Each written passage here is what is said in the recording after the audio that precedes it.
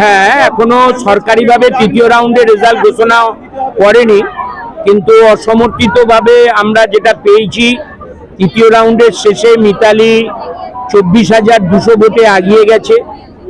এর আগেও আপনারা সাক্ষাৎকার নিয়েছিলেন, আমি তখন বলেছিলাম যে আরামবাগ লক্ষাধিকের ওপর ভোটে তৃণমূল জিতবে এবং বাংলায় 32-এর ওপর সিট হবে। হয়তো সেদিন আপনারা ভেবেছিলেন হাস্যকর, কিন্তু 1984 সাল ইন্দুমতি ভট্টাচার্য ইন্দিরা গান্ধী মারা যাওয়ার পর হুগলি লোকসভায় দাঁড়িয়েছিলেন। সেই সময় থেকে কাউন্টিং করে আসছি, কাউন্টিংয়ের অভিজ্ঞতা আর রাজনীতিটা করে আসছি।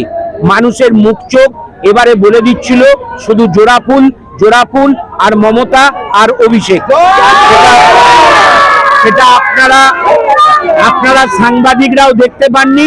আমরা যারা রাজনীতি করি, যারা মানুষের সেবা করি 365 দিন, আমরা দেখেছিলাম তাদের চোখের ভাষা, তাদের মুখের ভাষা।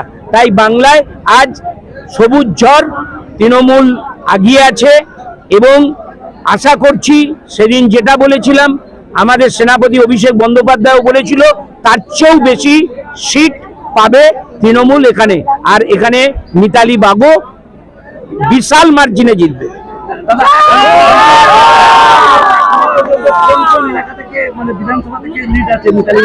না, ওটা ওইভাবে কাউন্টিং হয় না।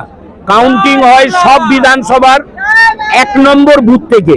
চতুর্থ রাউন্ড হচ্ছে মানে আপনার সব বিধানসভার 4-14 56 বা 4-15 60, মানে 56 নিচে নেই। কিছু কিছু বিধানসভা 60টা করেও কাউন্টিং হয়ে গেছে। 1 নম্বর বুথ থেকে প্রত্যেকটা বিধানসভার ধরে আসছে।